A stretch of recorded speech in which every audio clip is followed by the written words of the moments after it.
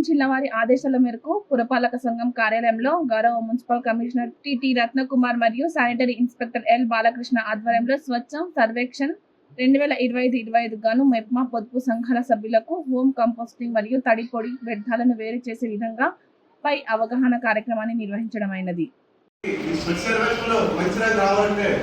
మనం చేసే యాక్టివిటీస్ ఏవైతే ఉన్నాయో అవన్నీ కూడా ప్రజలకు పలాన్ని వ్యక్తి మన సుందరం గారు కానీ మొన్న కానీ ప్రభావం పాపర్ అనే ఇప్పుడు 2010 ముందు చాలా మున్సిపాలిటీలో డోర్ టు కలిసి ఉంది కదమ్మా.